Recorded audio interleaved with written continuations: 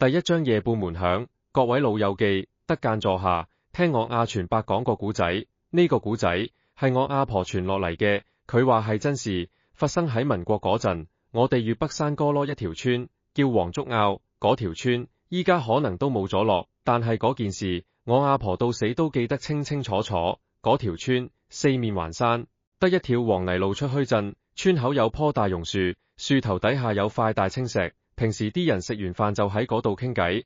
我阿婆嗰時先至16歲，嫁咗俾我阿公冇幾耐，阿公係個老實耕田佬，日日天未光就起身落田。嗰年秋天發生咗一件怪事，開頭係村尾嘅六嬸發現嘅。六嬸個仔阿強15歲，後生仔，貪玩，嗰日去山坑捉蝦，反到嚟成個懵咗。六嬸見佢唔妥，面青青，眼定定，叫佢又冇反應，以為撞邪，即刻去祠堂裝香拜神。點知夜晚怪事就嚟落，大概係子時，啱啱瞓落，全村人都俾一陣敲門聲吵醒，篤篤篤，好慢，好沉，好似用手指公關節敲木門咁。開頭以為係邊個醉茅認錯屋，但係聽清楚，敲門聲係衝村頭響到村尾，一間接一間，冇停過。最得人驚嘅係敲門嘅節奏係一樣嘅，篤篤篤3下，停一陣，又3下。我阿公即刻起身，攞起門角嘅鋤頭，大聲喝：邊個？門外冇人應，但敲門聲照舊。阿公壯起膽，猛咁拉開門，月光光照到門口一地銀白，連個鬼影都冇。但係佢清清楚楚睇到門檻前面濕漉漉一片，好似有個人企喺度，滴落一灘水。阿公心頭發毛，嗱嗱聲閂實門，用條大木山頂住。嗰晚成條村冇人敢出聲，啲細路仔嚇到攞鼻蒙頭。敲門聲一直持續到雞叫頭片，先至突然停咗。第二日成條村都炸開鍋，個個都話尋晚聽到敲門聲，但係冇人敢開門睇。大家聚喺大榕樹頭下邊，七嘴八舌，有人話係山魈作怪，有人話係舊年浸死嗰個貨郎返來揾替身，越講越離譜。村長一個60歲嘅白頭翁叫福伯，佢捻住衰，眉頭緊鎖，話唔對路。我活咗咁耐，未引過山魈會敲門，山魈要搞你，直接推門入嚟落。正傾緊，六嬸扯住佢個仔阿強，急急腳行過嚟。阿強面色仲係好差，但係眼神冇尋晚咁散。六嬸話：福伯，我個仔醒返少少，佢話有嘢要講。眾人即刻圍埋去。阿強接接如如，話佢尋日去山坑捉蝦，行到好入，聽到水潭嗰邊有哭聲，佢八卦，爬開啲草睇，見到一個着白衫嘅女人背對住佢喺度洗嘢。個女人頭髮好長，濕漉漉搭晒落水。阿強嗌咗一聲，個女人冇轉頭，只係停咗手。阿強覺得凍，唔敢再睇，掉轉頭就跑，跑出山坑，回頭一望，乜都冇。阿強講完，幾個後生仔即刻話：嗰個山坑舊年浸死過個貨郎，聽講話係個後生女扮男裝出來揾生計，唔小心跣腳跌落去，撈返上嚟個樣都變晒。唔通係佢？福伯面一沉，唔好亂講，人死咗就入土為安，陣年舊事提來做乜？但係佢話雖咁講，雙眼都係閃出啲驚疑。嗰晚我阿婆心驚膽戰，早早就閂實門，連燈都唔敢點咁光。阿公坐喺門檻邊，抽住水煙筒，冇出聲。果然到咗子時，嗰陣篤篤聲又響起，今次比尋晚更加響，更加密，好似有隻手，唔係用手指公，而係用成隻手掌喺度拍門，嘭嘭嘭，拍得門板都震。阿公霍咁企起身，我阿婆喺後面死死拉住佢手臂，細聲話：唔好開啊，當係。阿公甩開佢手，話：我睇下係乜嘢邪門嘢。佢行到門邊，冇直接開門，係從門縫度睇出去。月光底下，門口企住一個人影，確係着白衫，長髮遮面，睇唔清五官。但係阿公突然覺得唔對路，佢細聲同我阿婆講：老婆，你過嚟睇下。呢個影好似冇腳嘅。阿婆壯起膽，挨埋去一睇，成個心都提到喉嚨。月光從斜側邊照落來，地下應該有影子係，但係門縫外邊個白影企喺度，地下乾乾淨淨，連條影都冇。阿婆差啲叫出聲，阿公一手捂住佢嘴，兩個人大氣都唔敢透。敲門聲繼續，但係今次阿公發現一個細節，每次敲門，門縫外邊個影都會喐一喐，但係門板上面冇傳來震動，即係話佢拍門係冇力嘅，定係根本唔係用手拍。阿公後生嗰陣跟過人做泥水，做過祠堂修繕，聽老師傅講過，有啲污糟嘢係掂唔到陽間實物嘅，只係得個勢。忽然門外傳來一聲嘆息，好輕好長，好似從好遠嘅地方飄過嚟，然後拍門聲停咗。阿公同阿婆對望一眼，唔知發生乜事。過咗一陣，門外傳嚟腳步聲，但係好奇怪，係濕漉漉嘅，好似赤腳踩喺爛泥地。駁黐駁黐，聲音慢慢行遠，向住村尾山坑嗰個方向去。阿公等到雞叫，先至敢打開門。門口地下真係濕咗一片，有兩個好尖好尖嘅水腳印，指向村尾。呢次冇人再懷疑係惡作劇。天光之後，福伯召集全村人，話要清個施工嚟睇下，但係黃竹坳偏僻，去圍鎮請施工嚟回要一日。呢一日全村人心都懸住。我阿婆嗰日幫人湊仔，經過六嬸屋企，聽到六嬸同隔籬三婆講，尋晚個嘢拍完我哋門，好似停咗喺井邊一陣。我聽到水聲，好似有人谷水飲。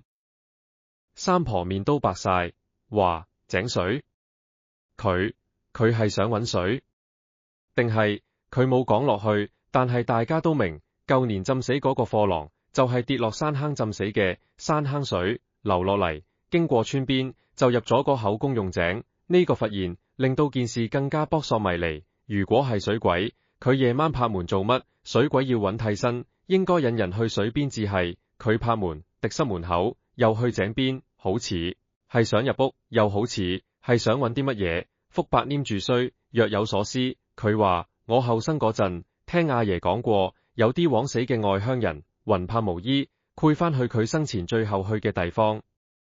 佢哋唔知路，只係跟住水走。山坑水流到井，井水又俾人擔返屋企。佢望住大家，一字一句，佢係想跟住水返到人哋屋企。呢個講法令到所有人心都寒晒。如果係咁，尋晚佢拍門唔係想嚇人，係想叫人開門俾佢入去，因為佢冇腳，入唔到門檻。呢啲嘢就係有咁嘅規矩，門檻當殺，佢哋過唔到，除非有人開門，或者佢跟住啲水入去。大家即刻諗起邊個屋企尋晚門口濕得最緊要，一問原來係村頭嘅李婆。李婆孤寡一人，住間舊屋。佢話尋晚聽到敲門，嚇到成晚冇瞓，但係佢屋企地勢低，門口有積水，嗰個白影企喺佢門口最耐。李婆話我聽到佢喺門口嗰度，唔係拍門，係用手揾門縫。我嚇得攞杖鼻蒙住頭，唔敢喐。揾門縫呢個動作更似係想入嚟多過叫門。福伯面色凝重，話今晚大家閂好門窗，門口撒一層灶灰。聽日天光，我即刻去清施工。灶灰擋邪係鄉下古法，但係大家心裏都冇底。我阿婆嗰晚親自喺門口撒咗厚厚一層灶灰。阿公唔出聲，但係將把柴刀磨得鋒利，放喺枕邊。夜晚又到，成條黃竹坳靜得只剩風聲，所有人豎起耳仔等緊嗰陣篤篤聲。時間一分一秒過，亥時過，子時到，月光從雲層透出，照得村巷半明半暗。篤第一聲響咗，今次係村頭李婆間屋嗰邊，然後第二間、第三間，節奏依然篤篤篤，但係今次所有人睇到門口嘅灶灰冇被風吹喐，但係明顯凹咗落去，好似有隻腳踩咗上去，但係冇形狀，只係一個淺坑。我阿婆從門縫睇出去，呢次佢清楚睇到嗰個白影行得好慢，每一步都喺灶灰上面留低一個濕漉漉嘅印，但係個印好快就乾，好似水分被灰吸走咁。行到阿公屋企門口，佢停低，阿婆覺得全身血都凍埋。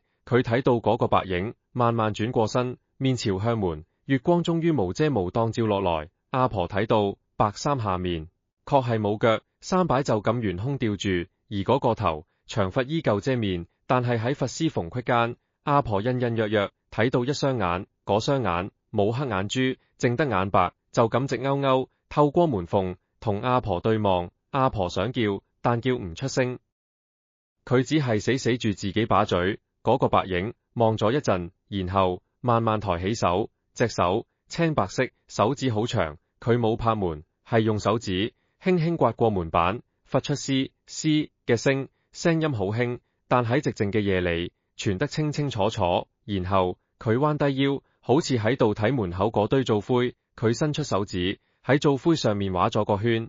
做完呢個動作，佢直起身，向住村尾飄走咗。阿婆成個人癱軟落地，阿公即刻攬住佢。阿公話佢都睇到嗰個白影畫圈，但係佢唔明係乜意思。天光之後，大家聚埋，都話尋晚灶灰上面有印，但係只有阿公屋企門口多咗個圈。福伯黏住須，睇住個圈，面色鐵青。佢話呢個圈係古法，代表水。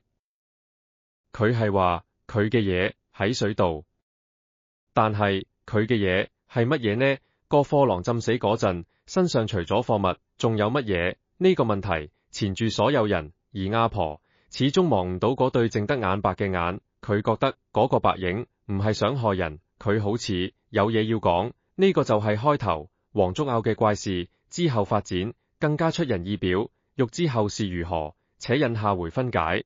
第二章灶灰畫圈。嗰日朝早，成個黃竹坳都籠罩喺一陣怪霧裏面。秋天嘅山本來應該清清爽爽，但係嗰日啲霧好似甩唔甩，黏黐黐，纏住啲屋角樹梢。尋晚灶灰上面嘅濕印同埋阿公屋企門口嗰個圈，搞到成條村人心惶惶。大家食早餐都冇乜胃口，啲細路仔想出去撩，都俾阿媽喝返入屋。福伯一早就起身，吩咐幾個後生去山坑嗰度，即係舊年浸死貨郎嘅位置，睇下有無異常。後生仔阿牛、阿水一人攞住把柴刀，裝住膽行入去。山坑好靜，水潭青碧色，深不見底，水面浮住幾片黃葉，紋絲不動。佢哋周圍睇過，冇發現，但係阿牛眼利，佢睇到水潭邊嘅泥地上有幾道尖尖嘅刮痕，好似有乜嘢由水度爬出嚟，又或者係有嘢喺度踎過，手指插入爛泥度拖出嚟嘅痕。阿水心頭發毛，話快啲走，返去話俾福伯知。福伯聽完冇出聲，佢捻住須，踱步到阿公屋企門口，蹲低身，仔細睇地下嗰個圈，圈畫得好圓，深度均勻，真係用手指喺灶灰上畫嘅。福伯對眾人講：我諗起一樣嘢，舊年個貨郎跌落水之後，我哋撈佢上嚟，佢隨身帶嘅包袱唔見咗，當時以為係俾水沖走，又或者係俾路過嘅人執咗，冇深究。但係佢既然魂魄返嚟，又話個水圈，愧唔愧係佢嗰個包袱仲喺水底？此言一出，眾人面面像趣。一個貨郎嘅包袱有幾多貴重嘢？最多就係啲鉗線、頂鉗、梳節、頭繩之類嘅小百貨。為咗呢啲嘢，一個鬼魂要夜晚拍門，講唔通。但係福伯話：你哋唔明，外鄉人最緊要係一張證明身份嘅文書，或者一件信物。佢死咗，魂魄要返鄉下，魂歸故里，要有憑證。若果係客死異鄉，更加要有一件貼身物件引路。佢個包袱可能就收埋咗佢屋企人俾佢嘅信物。阿公聽到呢度，插嘴話：福伯，你嘅意思係個貨郎想攞返佢個包袱？福伯點下頭，佢夜晚拍門係想搵人幫佢，但係人鬼殊途，佢又過唔到門檻，唯有畫個圈提示我哋，佢嘅嘢喺水度。若果我哋幫佢攞返上嚟，幫佢消化咗，等佢魂魄有歸，佢就唔會再嚟拍門。呢個講法有啲道理，但係叫邊個去水潭底摸個包袱，嗰度浸死過人。啲後生仔雖然膽大，講到落水都面有難色。阿公猶豫咗一陣，話：不如我試下。阿婆即刻拉住佢：你傻噶？嗰度有水鬼噶？阿公話：唔怕，大白日頭，陽氣最盛，我帶條紅繩綁住腰，你哋喺岸上拉住，若果有事，且成為號。福伯拈須話：也好。阿全，你小心啲。阿牛、阿水，你哋同阿全一齊去岸上接應。於是乎，阿公準備落水，佢除咗衫褲，正反條底褲，腰上綁實一條染過紅黃酒嘅紅繩。阿婆企喺岸邊，雙手揸住成尾，手心都係汗。過水潭，水面平靜，但水底下黑，睇唔到底。阿公吸一口氣，慢慢行落水，水好凍，凍到入骨。佢一步一步踩住水底嘅沙石向前摸索，水浸到胸口，佢一個猛子扎落去。岸上中人屏住呼吸。過咗一陣，阿公浮上水，換口氣，又扎落去，如此反復幾次。佢摸到水潭邊一個石縫，手指探入去，碰到一件軟綿綿、滑潺潺嘅嘢，佢心一諗，用力扯出嚟，嘩啦一聲水響，佢浮上水面，舉起隻手，手上係一個濕透嘅藍布包袱，上面沾滿水草，仲有啲黑嘅泥。岸上中人一陣騷動，阿公游返岸邊，阿婆即刻帶鍋挑大毛巾，個包袱好重，打開一睇，裏面除咗啲濕咗嘅鉗線，幾紮頭繩，最底度有一個油紙包，包得密密實實。打開油紙，裏面係一張發黃嘅紙，同埋一個銀鎖片。張紙係一張路引，寫住粵東潮州府揭陽縣林氏秀娘年18，因家貧，往粵北投親，不幸。後面嘅字模糊咗，但係個名同籍貫清清楚楚。銀鎖片上面刻住長命富貴4個字，背面有個林字。福伯黏住張路引，嘆一口氣，果然係咁。呢個後生女叫做林秀娘，潮州人，話去粵北投親，點知中途遇難。佢個包袱係佢全部身家，尤其係呢張路引同鎖片，係佢身份嘅證明。佢魂魄魔依，就係因為冇咗呢兩樣嘢。佢夜晚拍門，係想我哋幫佢尋返，等佢可以魂歸故里。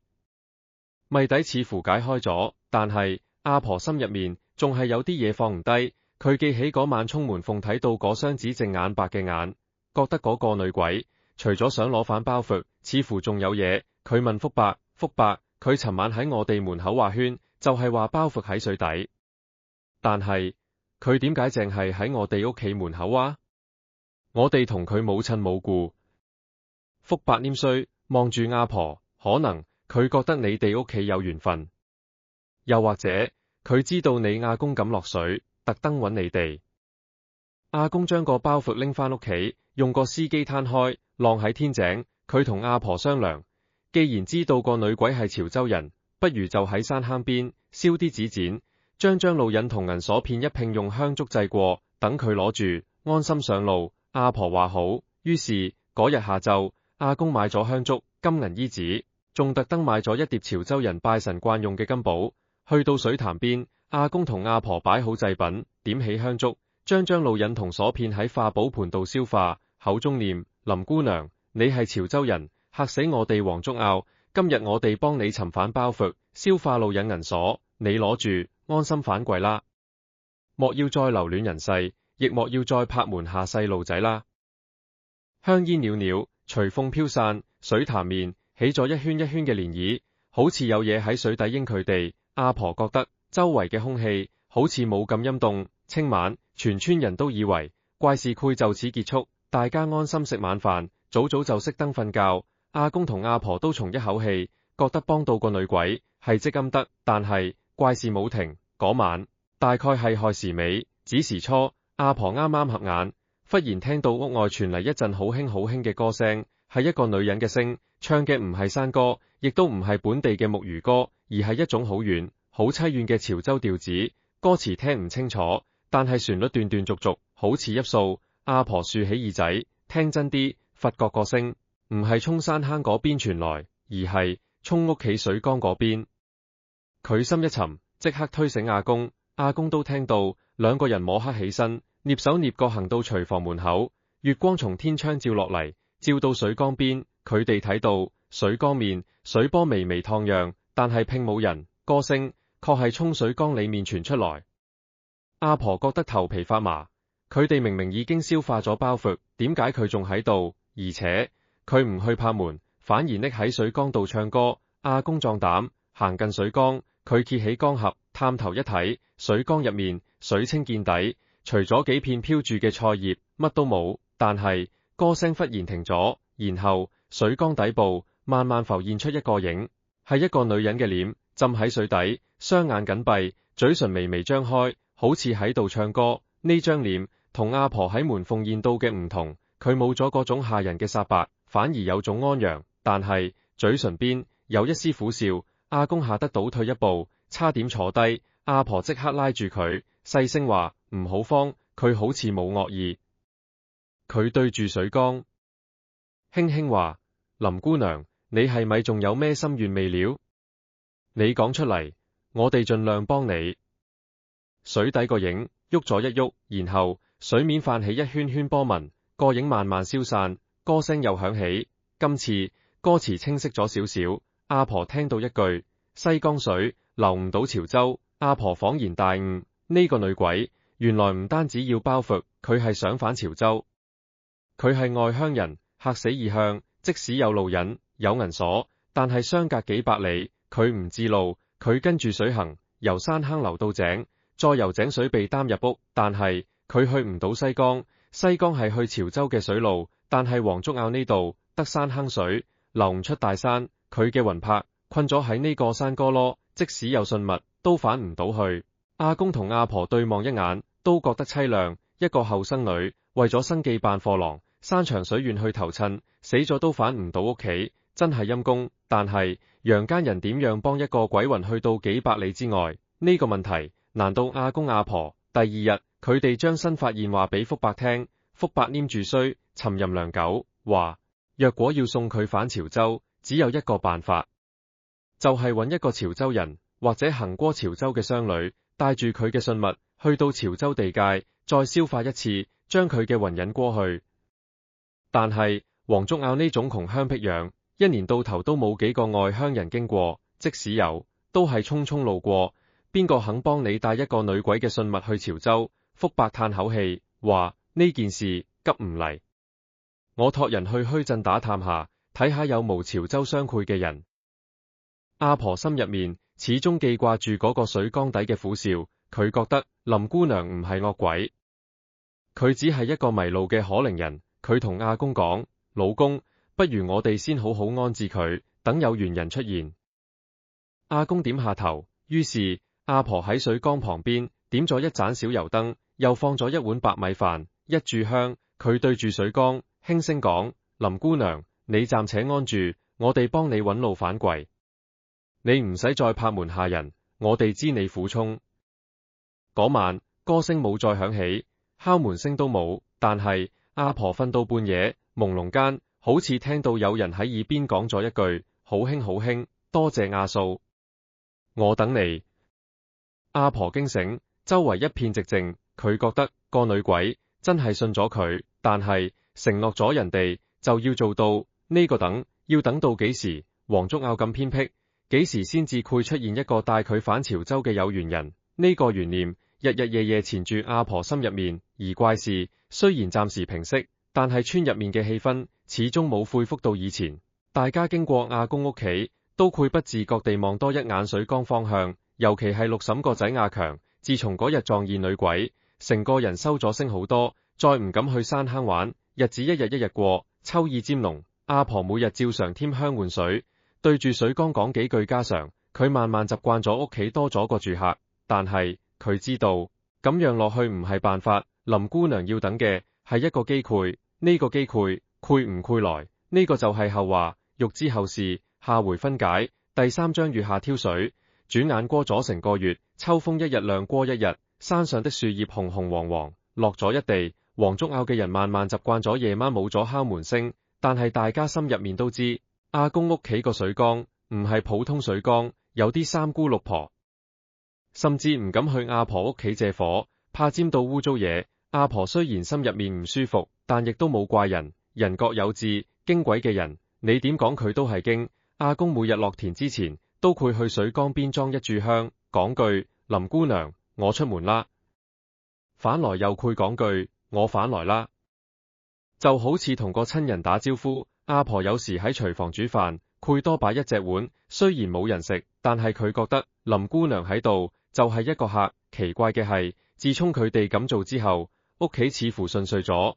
阿公嗰幾塊秀田嗰年收成特別好，穀粒飽滿，冇蟲冇病，餵嘅雞乸日日生雙黃蛋，連門口棵老龍眼樹都列出前所未有咁甜嘅果。村入面有人眼紅，話係因為阿公屋企養鬼，借咗陰氣旺屋。阿婆聽到只係搖頭一笑。佢深知林姑娘雖係鬼，但係本分，從冇搞過事，反而好似保佑住佢哋。佢同阿公講：鬼都有好鬼，人都有胚人。我哋以誠待佢，佢自然以誠報我。阿公話：係咯，怕乜呢？佢又冇咬我哋。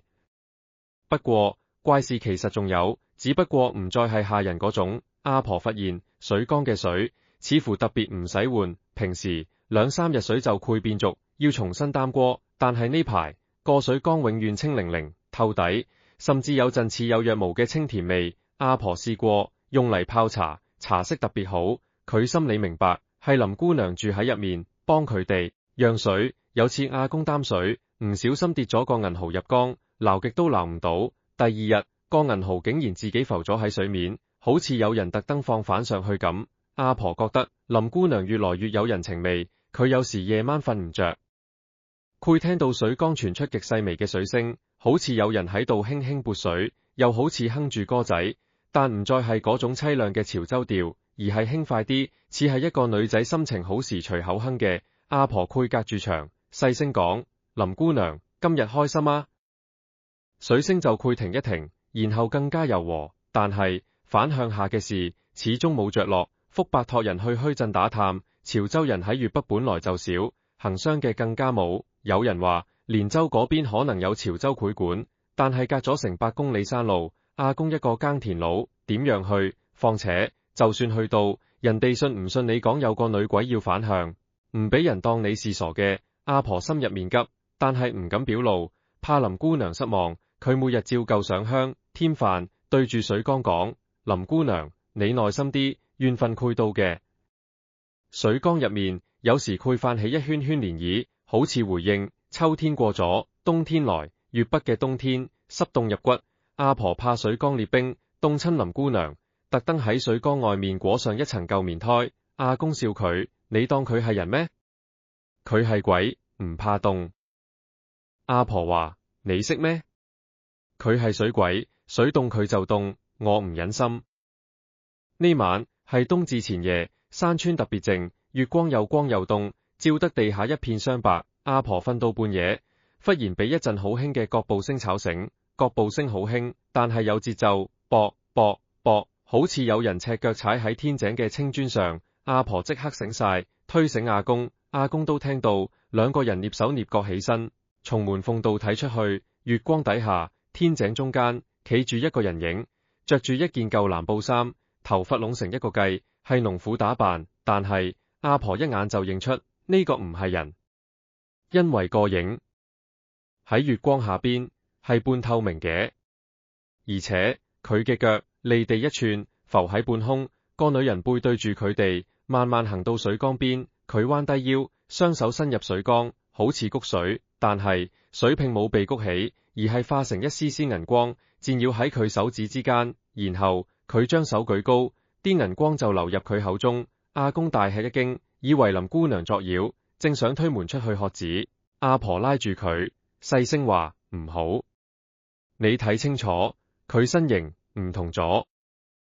阿公定神一睇，果然呢個女人比之前見到嘅白衫女鬼少啲，身形亦冇咁纖弱，反而有啲豐腴，而且佢着嘅衫係本地人嘅樣式，唔通唔係林姑娘？阿婆心念電轉，佢記起隔離村舊年都浸死過一個婦人，係因為同老公嗌交，跳井自盡嘅。嗰個婦人身形就係咁上下。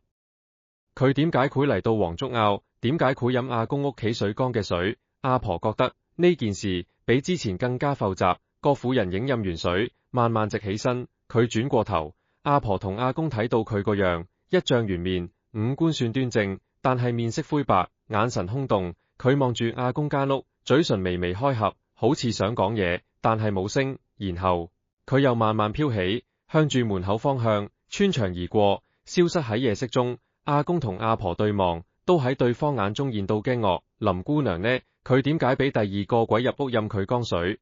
阿婆即刻行到水缸邊，點起油燈。水缸入面水依然清，但係水面浮住一片小小嘅枯葉，好似係外面吹入嚟嘅。阿婆撈起枯葉，睇真啲，係一片井邊常現嘅水綠葉。佢心裏一動，呢個婦人果然係從井度來。第二日天光，阿婆即刻去揾福伯，將尋晚所言講出。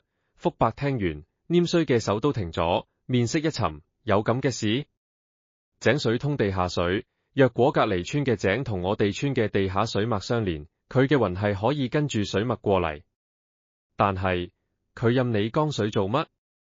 難道佢以為你江水係讓魂水？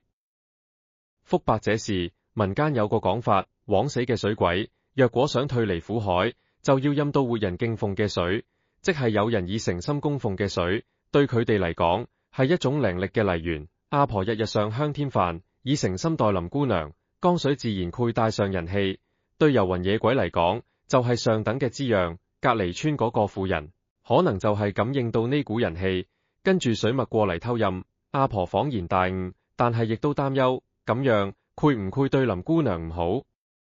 福伯黏衰話：暫時唔愧，江水有你哋日日供奉，源源不絕。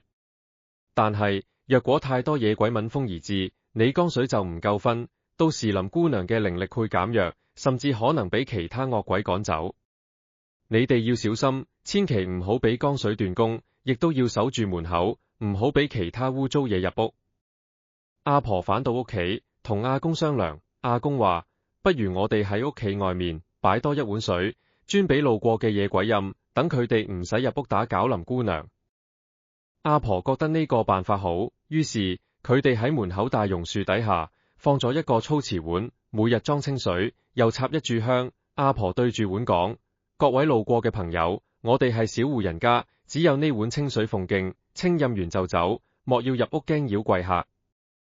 呢個做法果然有效，之後幾日再冇見到其他野鬼入屋，但係阿婆發現門口碗中嘅水每次都潰少啲，有時水面仲會飄住幾絲黑氣，好似係被吸走嘅污濁。阿婆每日換水，從不間斷，佢覺得自己好似變成咗一個茶寮老闆娘，專招呼啲磨型嘅客人。日子又過咗半個月，冬至過後，天氣更凍。有一晚，阿婆瞓到半夜，又聽到天井有聲響，佢以為又有野鬼來偷水，起身一睇，今次企喺水缸邊嘅係林姑娘，佢着反嗰件白衫，長髮披散，但係佢嘅面色比之前好咗好多，唔再係嗰種死白，而係帶咗少少光潤，眼神都冇咁空洞。佢企喺水缸前，冇飲水，只係靜靜望住水面。阿婆輕輕行近，細聲叫：林姑娘。林姑娘慢慢轉過身，望住阿婆，竟然笑咗一笑，嗰個笑容好淡，但係好真，係阿婆第一次見到佢有表情。然後佢對阿婆鞠咗一躬，嘴唇微微喐動。阿婆聽到幾個字：多謝阿素，水好甜，聲音好輕，好似風吹過水面。阿婆心頭一熱，差啲流出眼淚。佢話：林姑娘，你客氣咩呢？你肯住喺度，係我哋嘅緣分。林姑娘又笑一笑，然後身影慢慢變淡，化成一縷水氣，融入水缸之中。呢一次，阿婆終於覺得佢同林姑娘之間唔再係人鬼殊途，而係好似親人一樣，有咗真真正正嘅情誼。但係阿婆心入面始終記掛住一件事：林姑娘雖然安獨落嚟，但係佢始終係一個離鄉別井嘅孤魂。每逢月圓之夜，阿婆都會聽到水缸傳出極輕嘅哭泣聲，雖然好細，但係嗰種淒怨，隔住幾道牆都聽得人心酸。阿婆知林姑娘想家，佢同阿公講：我哋一定要幫佢揾到反向嘅路，唔可以就咁算數。阿公點下頭，話：我再去託福伯打探，有冇行商肯幫呢個忙。但係山哥羅地方，要等一個肯幫鬼魂帶信物嘅生人，談何容易？呢個等字最磨人。阿婆每日對住水缸，除咗上香添飯，仲會講多好多家常嘢，話佢知今日田裏有乜收成，邊個村婦生咗個仔，邊度又唱大戲。佢想用呢啲人間煙火沖淡林姑娘嘅鄉愁，而林姑娘似乎亦都慢慢習慣咗呢種生活，哭泣聲漸慘少咗。不過阿婆心裏有數，呢個只係暫時。每到夜深人靜，佢望住水缸上面裊裊嘅香火，就會諗：呢個世上到底有冇一條路可以俾一個迷路嘅魂魄安安穩穩返到佢嘅故鄉？呢個問題佢自己都答唔出，佢只係相信心誠則靈，只要佢哋誠心誠意，總有一天緣分會到，而呢個怨憤究竟幾時來，又以乜嘢方式出現，就係後話落，欲知後事，下回分解。第4章榕樹頭下。入冬之後，黃竹坳嘅日子更加慢，日頭短，夜頭長。村里人間來磨事，最喜歡聚喺村口大榕樹頭下邊，舂米、剝花生、補魚網，一邊做手作一邊傾偈。嗰排傾得最多嘅都係阿公屋企水缸嗰單嘢。雖然冇再發生下人嘅敲門事，但係阿全數讓水鬼呢個名已經傳遍方圓幾條村。有啲後生仔夜晚經過阿公屋企，都會特登行快2步，怕聽到水缸入面有歌聲。阿婆唔理人點講，每日照舊對住水缸上香添飯。同林姑娘傾偈，佢發覺林姑娘對佢講嘅嘢越嚟越有反應。有時佢講起村入面啲八卦，水缸水面會輕輕泛起波紋，好似有人忍唔住笑。有時佢講起自己後生時嘅辛酸，水面又會變得特別平靜，好似林姑娘喺度靜靜忍，默默陪。阿婆心裏話，呢個後生女生前一肚苦水，死後先至遇到一個願意聽佢講嘢嘅人。有一日朝早，阿婆起身去水缸邊換水，發現缸邊地下多咗一樣嘢，一小處濕漉漉嘅青苔，齊齊整整擺成一個心形。阿婆一靚，隨即會意，笑住話：林姑娘，你咁客氣做乜？我哋唔使呢啲嘢。但係佢冇掃走個心形，由得佢喺度，好似一個無聲嘅多謝。阿公見到都笑，佢真係當自己係人咯。不過平靜嘅日子冇過幾耐，又生波瀾。嗰日下晝，阿婆去井邊擔水，遇到隔離村嘅鄭師奶。鄭師奶拉住佢，鬼鬼祟祟問：阿全數，我聽聞你家水缸養咗個水鬼，係唔係真嘅？阿婆冇否認，只係話係一個可憐嘅外鄉女，我哋暫時收留佢。鄭師奶面色一變，話：哎呀，你唔知咩？我哋村舊年跳井嗰個金素，近嚟成日託夢俾佢老公，話要飲甜水。佢老公去問米婆話，金素嘅魂跟住地下水去咗你哋村，係你江水引咗佢去。阿婆心裏一沉，但面上鎮定，話：我哋每日喺門口有放清水，俾路過嘅朋友飲。金素若有需要，大可以入門口碗水，唔使入屋打攪。鄭師奶話：但係米婆話，金素要飲嘅係有主嘅水，即係有人供奉嘅水，先至有用。門口碗水冇人燒香供奉，只係清水，唔夠力。佢話金素好中意你江水，可能以後會成日去。阿婆返到屋企，將呢件事話俾阿公聽。阿公皺眉：咁點算？我哋得一個水缸，總唔能夠俾晒全天下嘅水鬼嚟飲。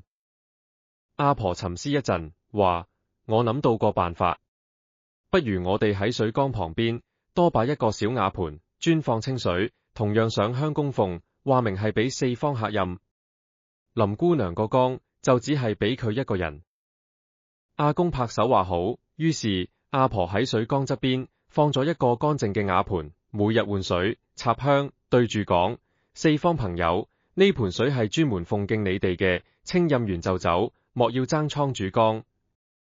此後幾日再冇聽到水缸有異響，但係瓦盤嘅水每日都會少一大截，有時甚至乾到底。阿婆深知真係有好多遊魂野鬼路過飲呢盤公家水，佢每日勤力換水，唔敢偷懶。呢件事傳開之後，村入面對阿婆嘅態度慢慢有咗轉變。起初啲人話佢養鬼唔吉利，後來見佢屋企冇出事，反而越嚟越興旺，田豐雞肥。有人就話阿婆積陰德，所以得鬼幫。有啲婦人甚至偷偷嚟揾阿婆，話佢哋屋企有唔乾淨嘅嘢，問阿婆點樣供奉。阿婆一概話：心誠則靈，你敬佢1尺，佢敬你1丈。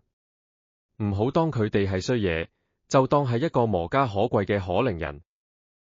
有一晚落大雨，雷閃電鳴，阿婆瞓到半夜，俾一陣好急嘅敲門聲驚醒。但係今次敲門聲唔係篤篤篤，而係乒乒乒，好似有人用手掌拍門，好慌亂。阿婆心一緊，同阿公對望一眼。阿公攞起柴刀，行到門邊，喝問：邊個？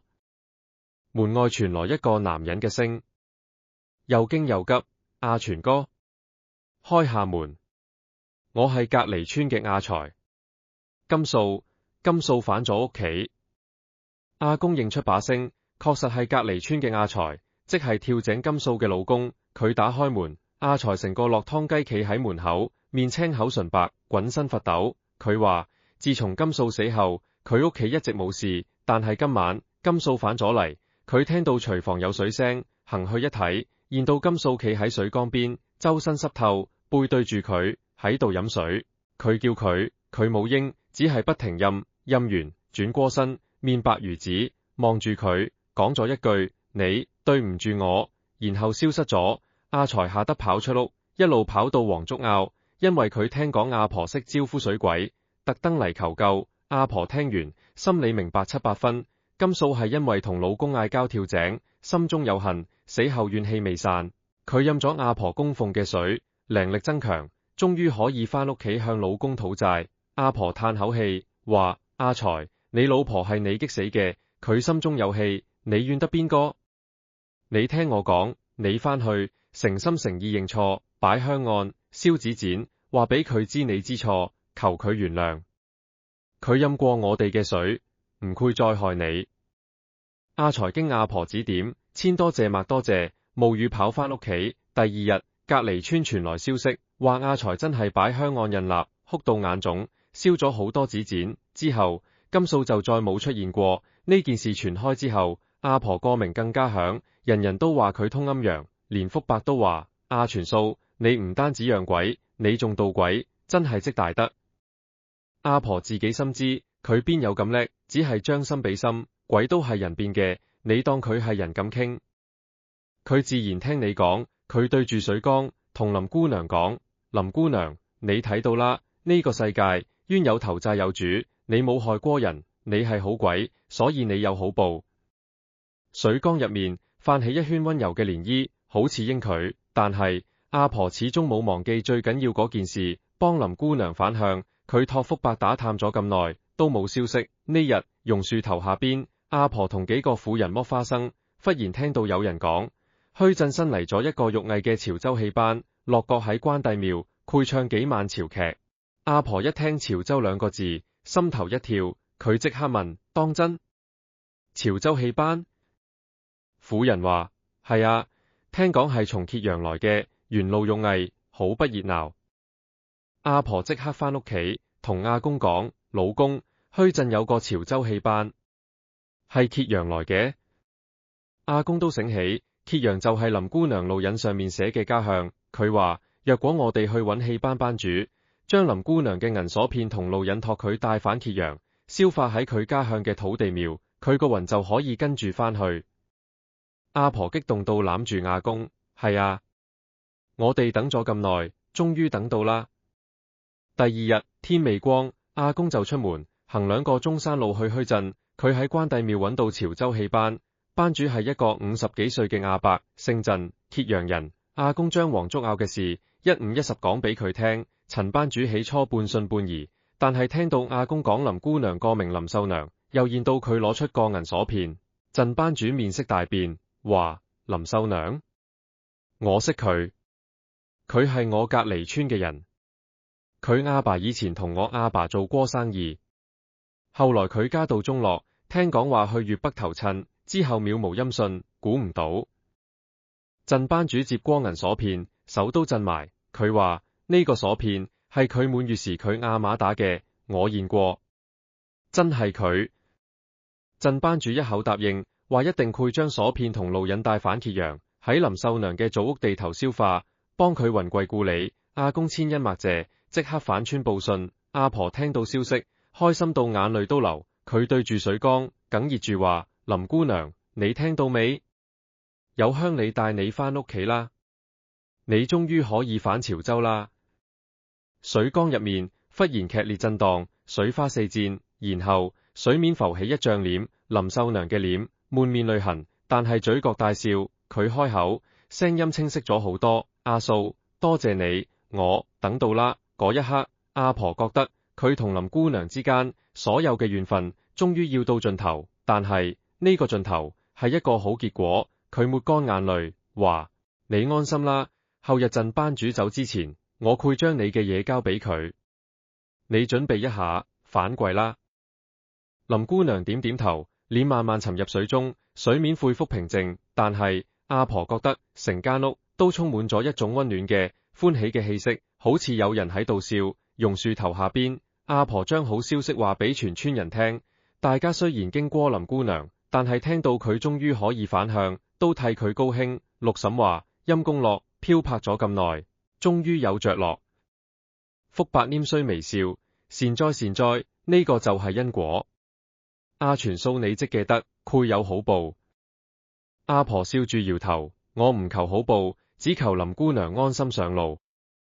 於是全村人急份買咗香燭紙錢，仲特登做咗一紮潮州人鳳燭嘅蓮花船，準備後日同阿婆一齊去山坑水潭邊，正式送林姑娘一程。嗰晚黃竹坳嘅月光特別光，阿婆坐喺水缸邊，同林姑娘講咗成晚話。佢講起自己後生做女時嘅事，講起同阿公點樣相識，講起呢個山哥囉嘅人情冷暖。林姑娘冇出聲，但係水面時不時泛起漣漪，好似回應。阿婆覺得呢個夜晚佢唔係同一個鬼傾偈，而係同一個妹妹傾偈。第二日，陳班主派咗個後生仔嚟黃竹坳，攞走林姑娘嘅銀鎖片同路引，仲有阿婆寫嘅一封短信，上面寫住林秀娘嘅生平同死因，拜託陳班主交俾佢家鄉親人。後生仔走嗰陣，阿婆送到村口，對住佢講：後生，拜託晒你哋，話俾佢屋企人知，佢喺呢度，有人掛住佢。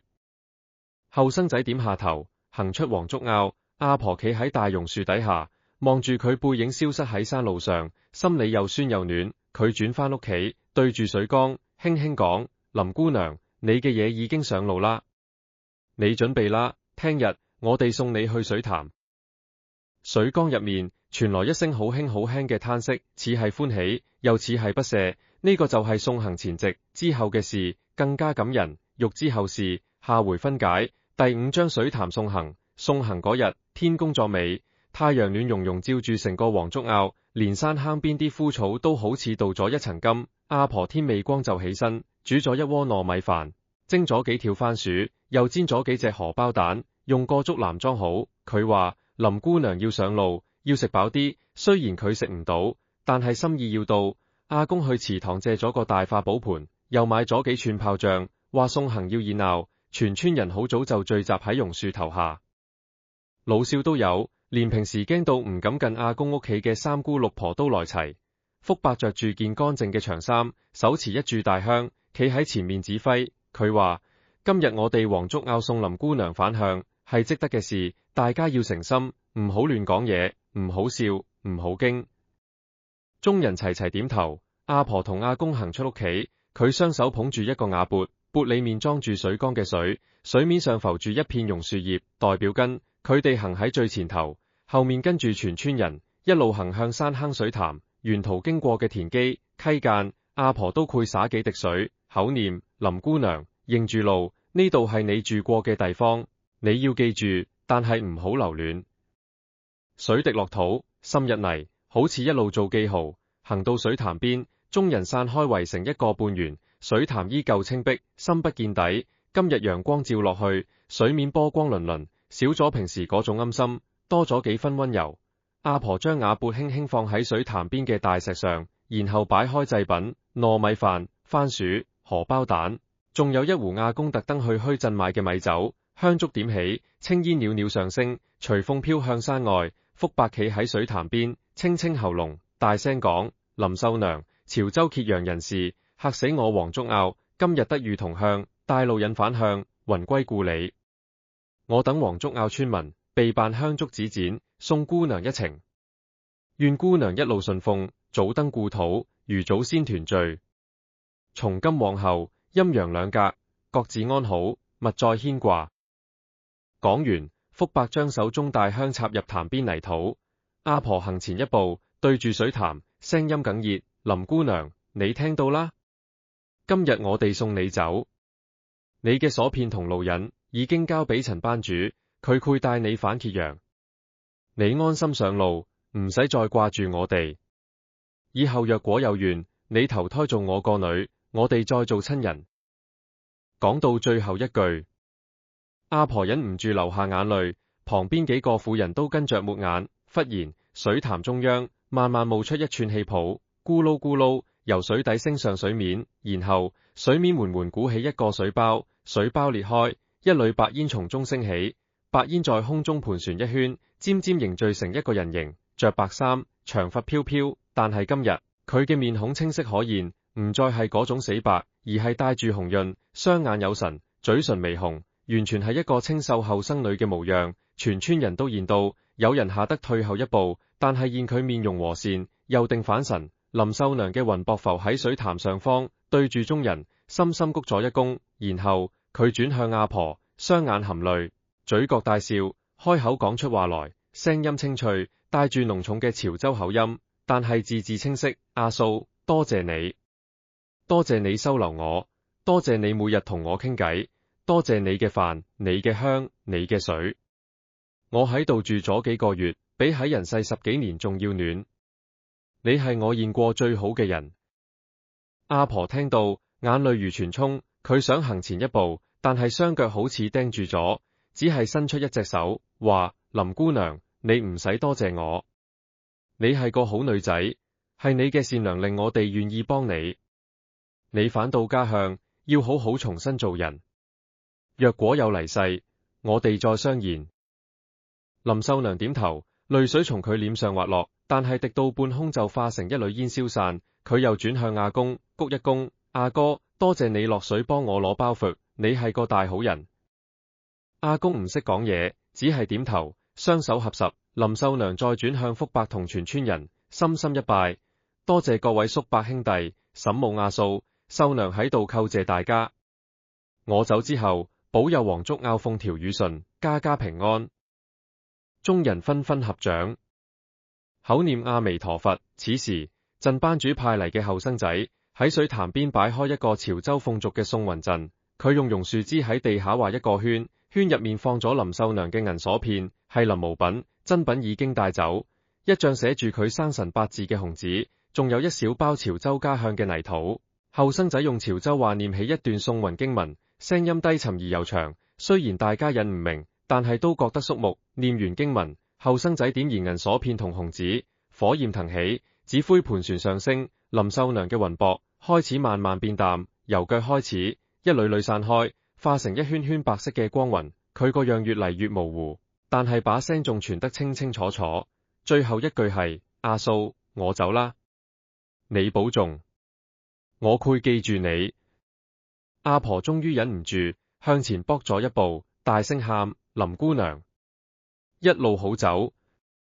佢把聲喺山坑中回蕩，林秀娘嘅雲膊升到半空，化成一道白光，向住東南方向，潮州嘅方向疾飛而去。白光掠過水潭，掠過榕樹頭，掠過黃竹坳嘅屋頂，消失喺群山之外。佢飛過之處，空中飄落幾滴雨水，清亮甘甜，滴在每個人臉上。阿婆覺得面上一亮，伸手一摸，係水，但係暖嘅。佢知道係林姑娘嘅眼淚，亦係佢嘅多謝。水潭恢復平靜，陽光照落去，波光粼粼，好似一面鏡子，影住藍天白雲。阿婆望住水潭，心裏又空又悶。空嘅係以後見唔到林姑娘，聽唔到佢唱歌；悶嘅係佢終於可以返屋企，佢哋做嘅一切值晒。福伯拈須，長嘆一聲：善哉善哉，呢個就係善緣。阿全素，你今日做咗一件大好事，功德無量。阿婆抹乾眼淚，笑住搖頭：我唔係為咗功德，我只係覺得佢太可憐。旁邊嘅村婦都圍上來，有人遞手巾，有人拍佢膊頭，話：阿全素，你唔好傷心啦，林姑娘返咗家鄉，你應該開心。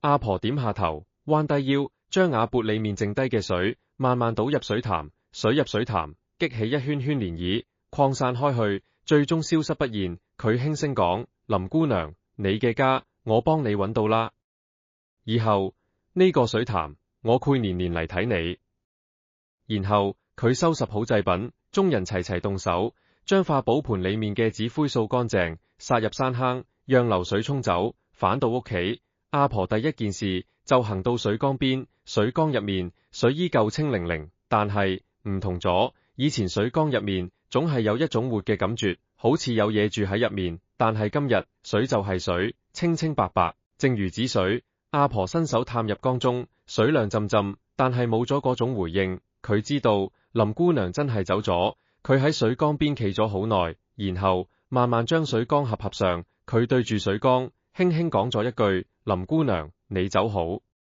我哋屋企隨時歡迎你返來探我。然後佢將水缸邊嘅香爐、油燈、飯碗一樣一樣收起，收到最後，佢見到缸腳邊仲有一小撮青苔。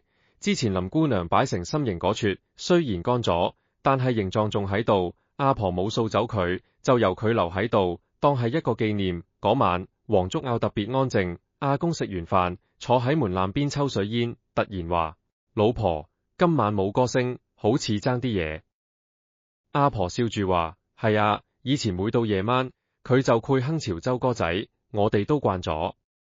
依家靜英英，反而唔慣。阿公彈下煙灰，話：人哋返咗屋企，我哋應該開心。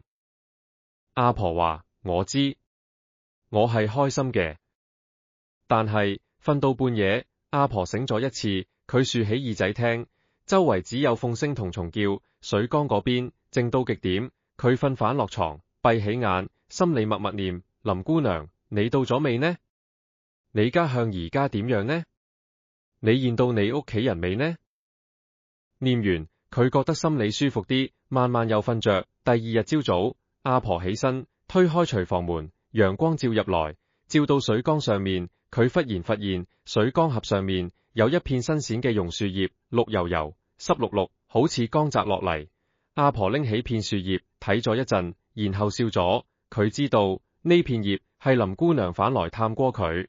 雖然人鬼殊途，但係情意不斷。阿婆將片榕樹葉夾喺自己嘅鉗線簿入面，保存到好多年之後。後來佢老咗，成日攞出嚟俾我哋啲孫輩睇，話呢片葉係一個潮州姑娘留俾我嘅。佢係一個好女仔，雖然係鬼，但係比好多人重情重義。我哋細路仔時候唔明，大個咗先至明白嗰個古仔背後嘅人情味。送走林姑娘之後，黃竹坳恢復咗平靜，但係阿婆嘅善名傳得更遠，時不時有外村人嚟問佢點樣供奉水鬼。阿婆一概話：你當佢係人就得，你點對人，人哋點對你。鬼都係人變嘅，有良心嘅鬼比冇良心嘅人更值得交。呢句話後來成為黃竹坳嘅一句名言。不過事情並冇完全結束，阿婆心裏仲有一樣牽掛：陳班主到底有冇將林秀娘嘅嘢平安帶到揭陽？佢家鄉嘅人會唔會接收佢個魂？呢個答案要等好耐先知，而呢個等又係另一段緣分嘅開始。欲知後事，下回分解。第6章潮州嚟信。送走林姑娘之後，日子好似流水，一日一日過。黃竹坳入咗臘月，天寒地凍，但係村入面嘅氣氛反而比往年熱鬧。可能因為送魂嗰件事，全村人覺得做咗件大善事，心入面踏實，連過年嘅準備工作都做得特別起勁。阿婆每日依舊忙裏忙外，但係佢心入面始終有一件事放唔低：陳班主到底有冇將林秀娘嘅嘢平安帶到揭陽？佢同阿公提過幾次，阿公話：放心啦，陳班主係個老實人，應承得嘅事一定會做。阿婆話：我知佢會做，但係我想知林姑娘嘅魂係咪真係到咗家鄉？若果中間有咩差池，佢就慘落。阿公安慰佢：你唔好諗咁多，緣分嘅嘢整定嘅。佢既然走得出黃竹坳，就一定會返到揭陽。話雖咁講，阿婆心裏始終係個裂。佢有時會去水潭邊坐一陣，對住潭水講：林姑娘，你到咗未啊？若果到咗，你就託個夢俾我，等我安心。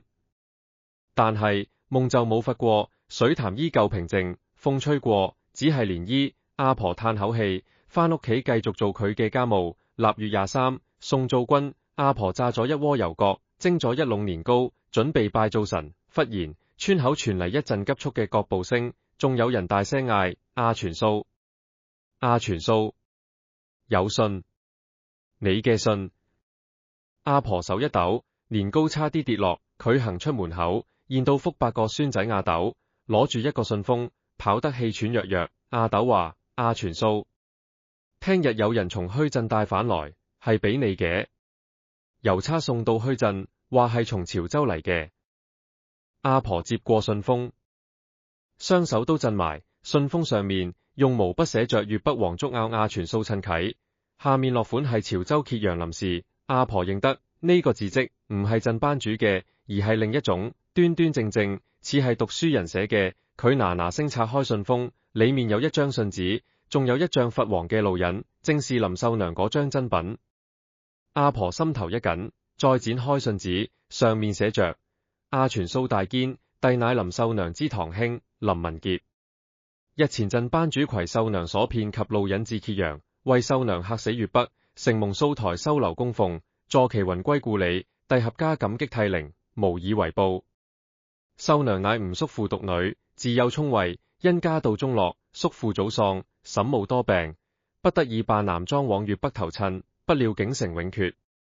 弟聞信悲痛之餘，亦深感素台大恩大德，今已將秀娘所騙及路引在其祖屋消化，聘設靈位供奉於祠堂，祈魂已安，特奉還路引原件，以作憑證。弟雖遠隔千里，不能親自叩謝，唯願素台福壽康寧，合家平安。聘附薄禮一份，聊表寸心。潮州揭陽林文傑敬上。民國23年臘月。阿婆睇完信，眼淚早已模糊雙眼，佢又睇多一次，再睇多一次，直到每個字都睇得清清楚楚。信裏面講到祈魂已安嗰句，佢覺得心口嚿大石終於放低，佢將信紙俾阿公睇，阿公睇完都忍住衰笑，好，終於有着落。林姑娘返到屋企啦。阿婆抹乾眼淚，仔細睇信封裏面，果然仲夾住一張銀票，雖然數目唔大，但係對耕田佬來講，都係一份厚禮。阿婆話：使乜咁客氣？我又唔係為咗錢。但係佢知道人哋係真心感激，唔收反而失禮。佢將銀票收好，打算過年用來買多啲香燭紙錢，幫林姑娘再添啲福報。消息傳開，全村人都替阿婆高興。榕樹頭下邊，大家圍住阿婆睇嗰封信，有啲後生仔唔識字，要人讀俾佢聽。福伯親自讀俾大家聽，讀完話：你哋睇下，善有善報，惡有惡報。阿全素已成代人，人哋千里之外都記得佢，呢個就係因果。眾人紛紛附和，話阿婆積陰德，將嚟一定有好報。阿婆收好封信，行去水潭邊，佢對住潭水，將信嘅內容大聲讀咗一次，然後話：林姑娘，你聽到未？你返到屋企啦，你堂兄幫你設咗靈位，你安心啦。以後你唔使再漂泊，你係有家嘅人咯。講完，佢覺得水面似乎起咗一陣微風，吹走一池秋水，好似林姑娘含笑應佢。嗰晚，阿婆終於發咗一個夢，夢見自己企喺一片好大好大嘅水邊，唔係山坑水潭，而係一條好闊嘅江，江邊有好多船，有好多着住潮州衫嘅人。然後佢見到林秀娘着住一身紅衫紅裙，頭髮挽成新兩髻，笑吟吟企喺江邊。佢對住阿婆揮揮手，嗌：阿素，我返到屋企啦，多謝你。阿婆想行埋去，但係林秀娘擺擺手，話：你唔使過嚟，我好好，你保重。然後佢轉身行上一艘小船，船慢慢駛向江心，消失喺煙波之中。阿婆喺夢中喊住：林姑娘，你走好。然後醒咗，發現枕頭濕咗一片，呢個夢。阿婆後來同阿公講，阿公話：係佢同你道別啦，今次真係走乾淨落。阿婆點下頭，心裏又安慰又失落。安慰嘅係林姑娘真係安獨好，失落嘅係呢次真係再驗唔到。佢將嗰封信同張路引同之前嗰片榕樹葉一齊收喺鉛線簿入面，作為最珍貴嘅紀念。之後阿婆冇再聽到水缸有歌聲，冇再見到水潭有異象，一切恢復到一個普通山村嘅模樣。但係阿婆變咗，佢變得更加慈悲，更加願意幫人。村入面有咩人遇到難處，阿婆一定出手相助。有咩人病咗，阿婆會去探，帶啲自己煲嘅藥湯。有咩人屋企鬧矛盾，阿婆會去勸，用佢嗰套將心比心嘅道理。佢話：人哋有難，你幫人一把，將來你有事，自然有人幫你。呢個世界係互相嘅。有一日，隔離村有個後生仔，唔知得罪咗咩人，夜晚俾人追打，跌入一條水溝，嚇到失魂落魄。佢阿嫲帶佢嚟揾阿婆，阿婆用林姑娘教落嘅方法，點香、灑水，念幾句平安話。後生仔慢慢定返神，佢阿嫲問阿婆要幾多利是，阿婆話唔使，你以後多啲幫人，就係損我人情。呢件事傳開，阿婆個名更加響，人人都話佢有仙氣，但係阿婆自己知，佢只係一個普通村婦，只不過佢識得一個鬼朋友。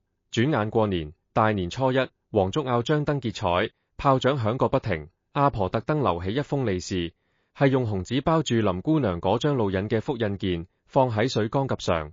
佢對住水缸講：林姑娘，新年快樂！你喺潮州應該都攰過年啩？記住要食多啲，着暖啲。雖然水缸入面冇回應，但係阿婆覺得佢咁講，林姑娘一定聽得到。年初二，阿公同阿婆去墟鎮睇大戲，徽台上面唱嘅正係一出潮劇《鎮三五娘》。阿婆聽到潮州口音，又諗起林姑娘，佢同阿公講，原來潮州戲咁好聽。林姑娘以前可能都成日聽。阿公笑佢：你又掛住佢啦？阿婆話：係啊，一個活過喺我哋屋企嘅人，點會咁易唔記得？過完年，春暖花開，阿婆有一日行過水潭，發現水潭邊嘅石縫裏生出一棵小小嘅榕樹苗，青翠欲滴。佢彎低腰，輕輕摸下片葉，覺得似曾相識。佢心裏一動，話：係你返來探我啊！小樹苗喺春風中微微搖晃，好似點頭。阿婆笑住，從口袋度摸出一條紅頭繩，輕輕綁喺樹苗上，話：係你嘅，你攞住。後來呢棵小榕樹越生越大，幾年之後就變成一棵遮陰嘅大樹，企喺水潭邊，好似一個守護者。黃竹坳嘅細路仔成日喺樹下玩，阿婆有時會坐喺樹蔭下，同啲細路仔講：呢棵樹係一個潮州姑娘種嘅，佢好靜又好善良。細路仔就會問：佢去咗邊啊？阿婆望住東南方，笑住話：佢返咗屋企。潮州嚟信之後，阿婆心裏冇晒牽掛，佢明白世間嘅緣分有聚有散，聚嘅時候好好珍惜，散嘅時候好好道別。林姑娘雖然係鬼，但係教致佢做人嘅道理，比好多活人更加深刻。佢將呢啲道理一點一滴傳落去，傳俾仔女，傳俾孫輩，傳到我呢代，所以今日我先至可以坐喺呢度，同你哋講呢個古仔。至於後來，黃竹坳仲有冇發生其他怪事？阿婆同林姑娘之間仲有冇其他牽連？呢啲就係後話，欲知後事，下回分解。第7章水過留痕。潮州嚟信之後，黃竹坳真正平靜落嚟。春天到，田裏插秧，山上採茶，村頭榕樹又發新芽，一切都循着節氣走，好似冇發生過任何怪事。但係經歷過嗰件事嘅人，心裏都留低咗一道痕。尤其係阿婆，佢變咗一個人。以前佢只係一個普通耕田婦，只關心屋企幾時開飯，雞乸生唔生蛋。但係嗰之後，佢多咗一樣嘢，慈悲。佢成日同人講：你唔好睇少一碗水，一炷香。對活人來講，可能冇咩所謂，但對無家可歸嘅孤魂，嗰就係一條命。佢將門口個瓦盆保留落嚟，每日照樣換水、上香、奉敬四方遊魂。佢話：林姑娘走咗，但係其他孤魂野鬼一樣可靈。我哋有瓦遮頭，有飯食，俾一碗水人哋，有咩所謂？起初有人笑佢傻，話佢讓鬼讓上癮，但係日子一耐，大家發現阿婆屋企越嚟越旺，田裏收成比隔籬好，雞乸生蛋比人多，連門口棵龍眼樹都生得特別茂盛。有人偷偷跟阿婆學，喺門口擺碗水，插住香。後來成條村有10幾戶人家都咁做，黃竹坳竟然變成方圓百里出晒名最友善嘅村落。連過路嘅行商都話，入到呢條村覺得特別舒服，唔使驚有污糟嘢。福伯對阿婆講：阿全數，你唔單止渡咗一個林姑娘，你渡咗成條村。阿婆笑住搖頭：我邊有咁大本事？只係大家自己心善，唔關我事。但係大家都知，若果冇阿婆開頭嗰份善心，黃竹坳可能仲係以前嗰個驚鬼驚神，日日擔驚受怕嘅小山村。不過阿婆心裏始終有一個秘密，佢冇同人講過，就係每逢潮州嚟信嗰日，即係臘月23前後，佢夜晚都會喺水缸邊擺一碟潮州糕餅，一杯清茶，然後坐一陣。佢唔知林姑娘會唔會返來，但係佢覺得做人要有始有終，你應承過人會等就要等，即使人哋唔記得，你自己要記得。有一年臘月23，落好大雪，粵北好少落雪，嗰年特別凍，阿婆照舊擺好祭品，坐喺水缸邊，忽然佢聽到一陣好輕嘅歌聲，從屋外飄入來。歌聲唔係潮州調，而係一首本地嘅賀年歌仔。恭喜恭喜，新年大吉！阿婆心頭一跳，起身行出門，見到門口雪地上有一行腳印，腳印細細粒，似女人腳，由門口一路伸向村外。但係雪地上嘅腳印只有去冇回。阿婆望住腳印，笑咗。佢知林姑娘反過嚟探佢，但係冇入屋，只係喺門口企咗一陣，唱首歌仔，然後就走咗。佢唔入屋，係因為佢知道人鬼殊途，唔想打擾阿婆。但係佢留低腳印，就係話俾阿婆知，我來過，我好好，你放心。阿婆對住腳印講：林姑娘，多謝你返來探我，你都要好好。第二日天光，雪融晒，腳印消失，但係阿婆心裏留低咗一份暖。佢知道林姑娘雖然返咗潮州，但係佢哋之間嘅緣分冇斷過，即使陰陽相隔，即使千里之遙，只要有心就會見面。呢份信念，阿婆帶咗一世。又過咗幾年，阿公因病過身，阿婆傷心咗好耐，成日一個人坐喺門口，望住榕樹頭瞓呆。村入面啲人擔心佢，成日來探佢。有一晚，阿婆瞓唔着，行到水缸邊，點起一炷香，對住水缸講：林姑娘，你阿公走咗啦，我而家一個人，好悶。你話我知，佢去咗邊度？佢過得好唔好？佢知道水缸入面冇人回應，但係佢想講。講完之後，阿婆返房瞓覺。嗰晚，佢發咗一個夢，夢見阿公着住一身新衫，企喺一條河邊，笑吟吟望住佢。河邊仲有一個人，着白衫，長髮，係林秀娘。林秀娘對阿婆笑，話：阿嫂，你唔使擔心，阿哥喺我哋呢邊，我會照顧佢。你喺陽間要好好食，好好瞓，唔好傷心。阿公都點頭，話：老婆，你保重，我喺度好好。阿婆喺夢中喊住醒，但係心裏冇咁痛。從此之後，阿婆更加相信，人死之後，並唔係消失，只係去咗另一個地方。而善心係連接兩個世界嘅橋。你對人好，人哋即使變咗鬼，都會記得你，都會報答你。佢將呢個道理傳俾每一個後生。佢話：你唔好以為做善事冇人知，天知地知，你幫過嘅人知，就算佢唔知，你自己個心都知。阿婆活到80歲，磨病磨痛，喺一個春日早晨安陽過身。佢走嗰日，黃竹坳嘅榕樹頭忽然落咗一場小雨，雨水中帶住一陣清甜嘅花香味。有人話見到一道白光從阿婆屋頂升起，向東南方飛去。福伯話：阿全素去咗潮州，同佢個林姑娘見面落。全村人都來送阿婆，水缸邊擺滿鮮花，香燭不斷。阿婆走之後，佢間屋由佢個仔繼承，個仔都學阿嫲，每日喺水缸邊點香，門口擺水。佢話阿嫲交代落，呢個水缸要永遠留喺度，唔可以打爛，唔可以搬走。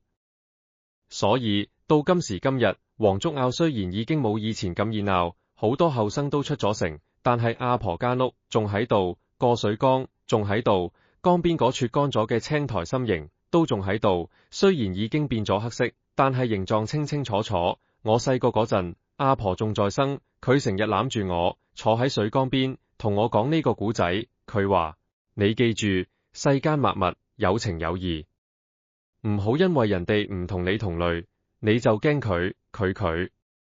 一碗水，一炷香，可以救人，可以渡鬼，可以積德。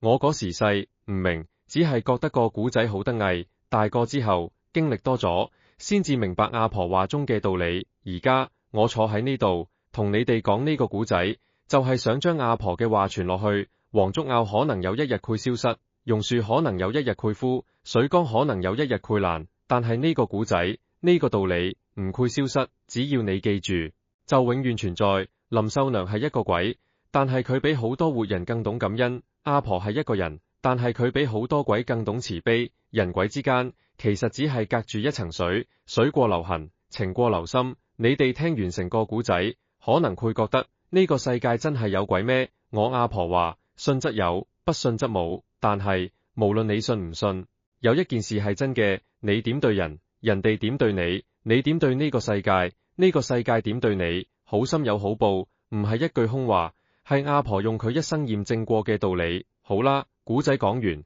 多謝你哋坐定定聽我阿全伯嘥咁多口水。若果你哋中意，下次得間，我再講第二個古仔。黃竹坳雖然細，但係古仔多到裝唔晒。今次就講到呢度，飲啖茶，食個包，散啦散啦。但係記住，返到屋企，若果夜晚聽到敲門聲，唔好淨係識驚，先問一句邊個？